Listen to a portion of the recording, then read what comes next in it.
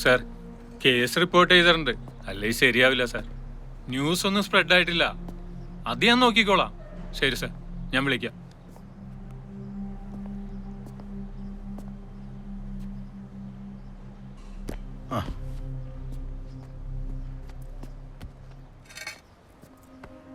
ഇരിക്കും. അനു തന്ന മൊഴിയിൽ ചെറിയ കുഴപ്പമുണ്ടല്ലോ. എന്താ സാർ? മൊഴിയിൽ പറയുന്ന സാം കാച്ചറപ്പള്ളി ഒരാഴ്ചയായിട്ട് മൻസൂർ ഹോസ്പിറ്റലിൽ അഡ്മിറ്റഡ് ആയിരുന്നു. അവിടുത്തെ ഡോക്ടർ മൊഴി നൽകിയിട്ടുണ്ട്.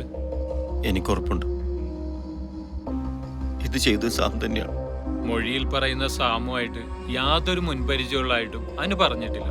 അത് മാത്രമല്ല, ആസിഡ് അറ്റാക്ക് ചെയ്തതിന് യാതൊരു വിറ്റ്നസ്സും ഇല്ല. പിന്നെ എങ്ങനെയാണ് സാം തന്നെയാണ് ഇത് ചെയ്തു എന്ന് പറയുന്നത്? ഇവരുടെ കൂട്ടുകാരുടെ കേസിലാണ് ഇവക്ക് സാമിനെ പരിചയം. സാറ അല്ലേ? സാറെ ഞാൻ കോണ്ടാക്ട് ചെയ്തിരുന്നു. സാറ ഇപ്പൊ ജോലിയൊക്കെ ഉപേക്ഷിച്ച് മുംബൈക്ക് പോയി. സാറ പറയുന്നത് സാമിനെ അറിയാമെന്നും പക്ഷെ അനു പറയുന്നത് പോലെ ഒരു സംഭവം അവർ തമ്മിൽ ഉണ്ടായിട്ടില്ല എന്നുമാണ്. പിന്നെ അനു പറയുന്ന വക്കീൽ തോമസ് മാത്യുവിനെ ഞാൻ കണ്ടു. വക്കീൽ പറയുന്നത് അനുവും സാറയുമായി യാതൊരു കംപ്ലൈന്റും ആയിട്ട് അദ്ദേഹത്തിന്റെ അടുത്ത് ചെന്നിട്ടില്ല എന്നാണ്. എന്തായാലും ഞാനൊന്ന് അന്വേഷിക്കട്ടെ.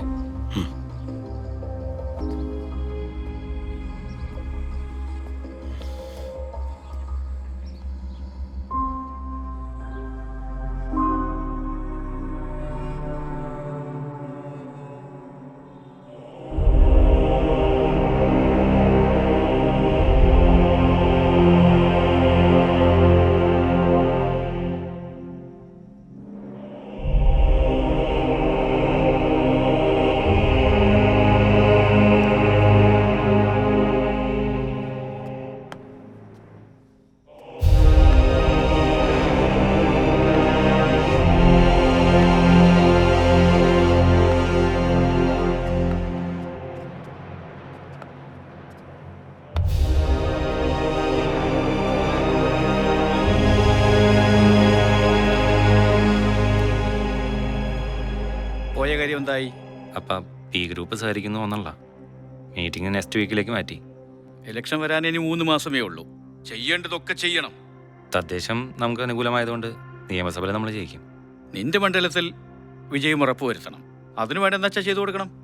കൊടുക്കാപ്പാ, എന്തായാലും ഞാൻ ജയിക്കും. ആഭ്യന്തരം നിന്റെ കയ്യിൽ തന്നെ വരണം. എൻ്റെ കാര്യത്തിൽ ഒരുത്തനും ഒരഭിപ്രായം പറയാനില്ല. ആ രീതിയിൽ ഞാൻ പൂട്ടിയിട്ടുണ്ട്. ആ പൂട്ട് പൊളിയാതെ നോക്കണം.